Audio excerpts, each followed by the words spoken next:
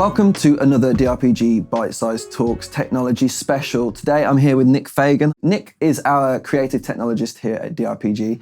If you're not jet-setting across the world looking at the latest and greatest in AI and technology, you're here in our offices helping clients with their technical and creative solutions. Absolutely. Pretty cool job. Yeah, I love it. It's fantastic. Yeah. Brilliant. Today we're looking specifically at a recent trip that you've taken across the pond to Las Vegas. The Sphere. Absolutely, yeah. Nick, what is the Sphere? So the Sphere is so many things. The one headline is that it's absolutely the largest, most innovative technical activation anywhere in the world. It's an unbelievable experience with visual content. It's an all-encompassing, all the way around 60K screen, with 16K footage on it. It's the best audio you've heard anywhere ever. It's so many things. Think like the sky in the Truman Show, right? Think when Jim Carrey's looking up to that cloud in the sky and what he's seeing when he eventually hits the side in the boat. Think that sort of feeling for scale. So you get there, you get to Las Vegas, you're walking up to the Sphere. What is it like to be there? What does it look like? It was a surreal experience, actually. The Sphere is like a beacon for innovation. It's a beacon for saying, to move with change as an opportunity as opposed to being afraid with what's happening with technology. It still now feels like an experience as opposed to processing the fact that I was there when that amazing technical activation was switched on. So you go into the venue, right? Mm-hmm. It looks great, by the way. I've seen the videos. Incredible.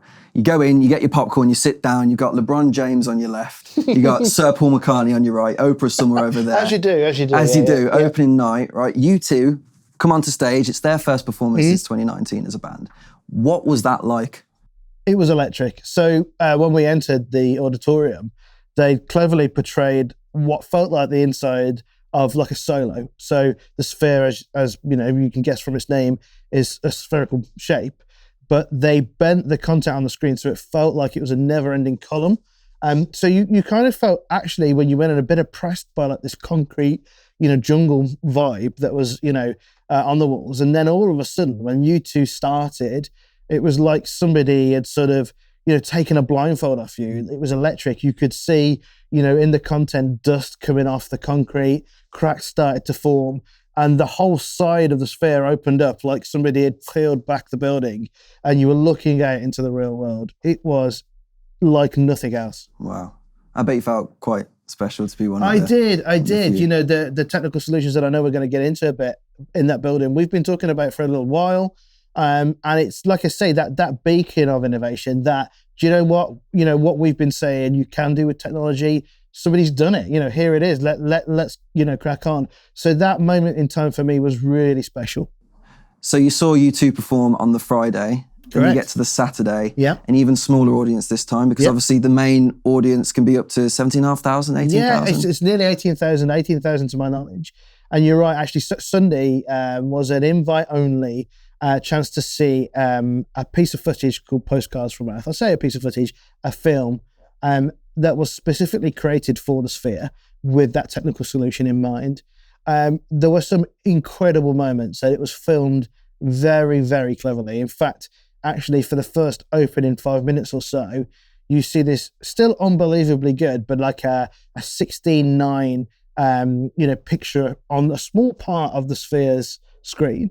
And there's some really clever cinematography. There was a shot that will forever stay with me, whereby they zoomed to a far shot of the Earth, and slowly the Earth zoomed in, and it got to what you'd been used to as a boundary for the edge of the content, right? But it kept going and going and going and going, and eventually, the side of the Earth was above my head here, and then all of a sudden it snapped to footage of flying over a mountaintop, and you could hear the audience go, and there were I don't know, there must have been between 2,000 and 3,000 people in there in this big, 18,000 person space, and you could hear and like a round of applause, and it was like, the only thing I can compare it to is like you're looking out a window, right?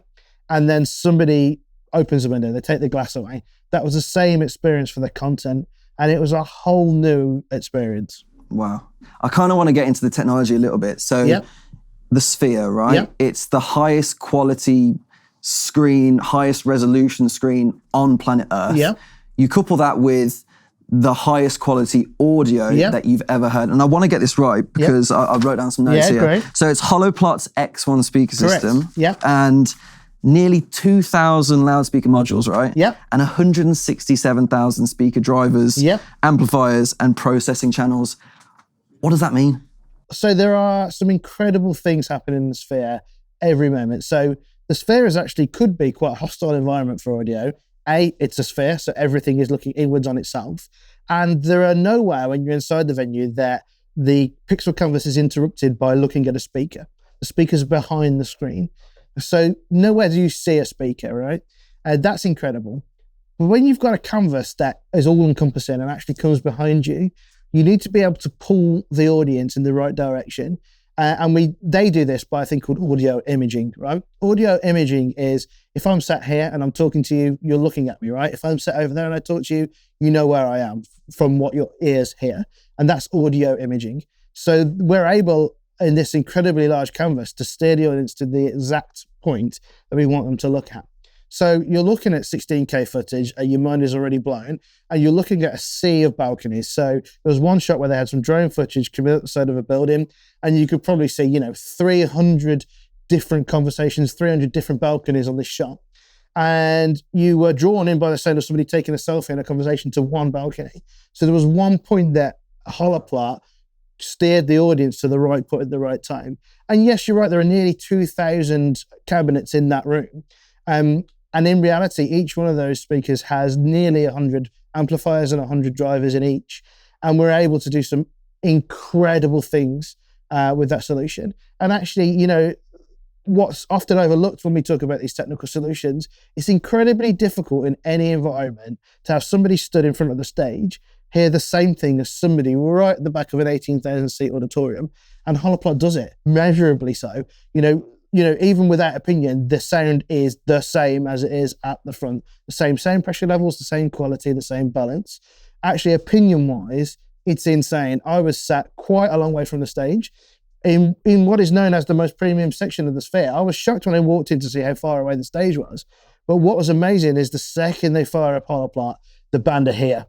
The only thing I can describe as a similar experience is like having two, awesome quality studio monitors there and there. Not a PA in the distance, not a band in the distance, but hearing them right in front of you, like you're the only person that they're playing to. That's what it sounded like. And it was alien because they were able to achieve this level of control that meant it didn't need to be a ridiculous volume. Because the energy at the back of the room is the same as the front acoustically, they don't need to turn it up the further away you are. So often when you're at a concert, you get quite an overwhelming, muddy puddle of sound sometimes at the front of the stage. And about halfway, it's optimum, by the mix position. And then at the back, you're kind of left with what's left in the mix, right? Not anymore. It sounds the same at the front as it does at the back, which then means I can record it on my phone and it's not ear-piercingly loud. I get a good recording. And I could turn to the person next to me and have, albeit a loud conversation with the person next to me, and we can still enjoy the moment. It's like nothing else. And I've seen the videos where you go into the space and it's, like you said, incredibly loud, incredibly clear. Mm-hmm. As soon as you walk out the door, silent. Absolutely, yeah. I think the official is something like, minus 8 dB per meter that we can drop, energy off. So that's like saying, out here it's full volume, and a meter that way is 250% quieter. Just think what that means for the industry. That's insane on its own. So the project cost somewhere in the region of 2.4 billion and took years to create, and you've been keeping an eye on this Sphere project for ages. Correct. I suppose it's kind of confirmed and opened the doors to big tech giants to sort of go, this technology works and it's repeatable. Absolutely. As I say, things like Holoplot and the way we're able to produce 16K footage don't seem real to customers. It's kind of so good, it's unbelievable, right? The Sphere is a big, massive beacon of innovation. It's saying we approach this from let's get the best experience possible in front of an audience. It's its own unique experience. And so by deploying these technologies, while we're there, it felt like saying, yes, we knew this was possible and now we're doing it. Now the audience can see it and now the audience can hear it. I suppose it's forcing people to innovate in other ways, because obviously you can watch this 16K footage, but at the end of the day, someone's got to film it, someone's going to Yeah. edit it, someone's going to direct that footage. How does that work? So I believe the investment in technologies like this mean that it will be easier for the rest of the world to develop content at the same level. Every time somebody takes that first step with innovation, they enable others. And the Sphere Entertainment Group or corporation are absolutely doing this now. And that means for us, actually, we'll be able to look at how did they process all of that information? How did they shoot that in 16K? How do they capture that spatial audio and make it perfect? And the rest of the industry will eventually use that. So it's incredible. It means incredible things for us.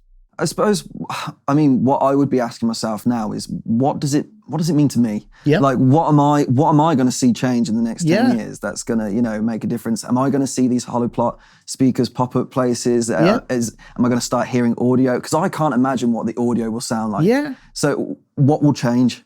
Yeah, so our Holoplot will change the industry, I believe. So we went for a similar thing previously, but on nowhere the same level of amazement. So what I mean is, traditionally, speakers were a thing called point source, right? So you got a speaker here that splats a large area with sound. Great, cool. Then we developed line array. The line array is multiple speakers that work in unison to deliver sound in a more controlled way. Holoplot is matrix array, which is like line array on steroids, right? It's literally, I want the sound off that wall, I want it to hit here, and I want these guys to hear something different. What that means is a really profound enablement for technical solutions. For example, I want to talk, one language to this section and a different language to that section. No problem, we do that. I did that at IMEX in Frankfurt, where I spoke German to one half of the audience and English to the other half. And what was incredible is it did it so well, the audience didn't know it was doing it. They sat there and I was awaiting some gasp of, oh my God, we can hear him in German, we can hear him in English at the same time. But what I missed is that it was working so well. That half didn't know the other half were hearing something different. So it was only when I said, you know what, guys, stand up and move, that you could see every single customer in the center, as they crossed over, an absolute, a look of amazement on their face. So we've been for a while now delivering the solution flawlessly, and the Sphere is that beacon of, the world are now aware to what Holoplot is. Yeah, it proves it works, right? Absolutely, yeah. And is repeatable, and you can control it. Yeah. It's crazy. It was, and do you know what? In the foyer of the Sphere, there's a rolling demonstration of Holoplot. I think they've got something like 14 cabinets doing a, listen to this here, listen to that there, listen to that there. It was really surreal. On the Sunday, it was a humanoid robot that introduced Holoplot, and you can have a conversation. You can plug these technologies into things like ChatGPT and artificial intelligence, and it was incredible just to this interaction to say hello sir, where are you from? And I'm like, hey, I'm Nick, I'm from England. She's like, oh, you've come a long way. Would you like to hear Holoplot? And then lights would come on the floor to the positions of the audio beamforming, and you could see the demonstration. And there was a moment where I stood back, and there were thousands of people doing the demonstration that we did over a year ago here. Oh, right, in Hartlebury.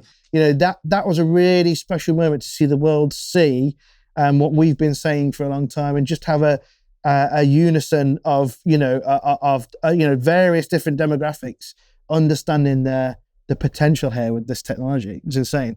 So pushing this technology as far as it possibly can, what are some crazy things that you can think of they could do? I mean, there's profound positive impacts to so many different areas. So let's talk about accessibility, for example, right? Initially, people don't often see this as a solution, but imagine if you've got a visual impairment at an event and you want to receive direction, right? You want to understand, what's happening on stage. You want audio description. Well, imagine if you could just take a seat in the auditorium and a perfect, uncompromised, because that's the key thing here, audio delivery of audio description. So that is amazing, because the alternative to that is to put on a set of headphones. So you imagine if you've got a visual impairment, and then we're going to cover your ears with headphones.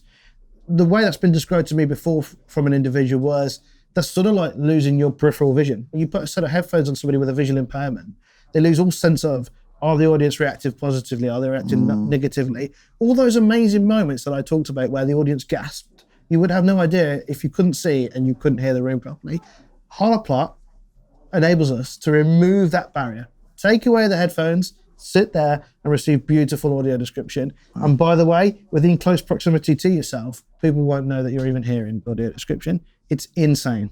Nick, thank you so much for joining me today, and thank you for watching and or listening to this DRPG Bite-Size Talks. If you want to see more information, you can head over to our social channels or head over to drpgroup.com for more information. Thanks for watching.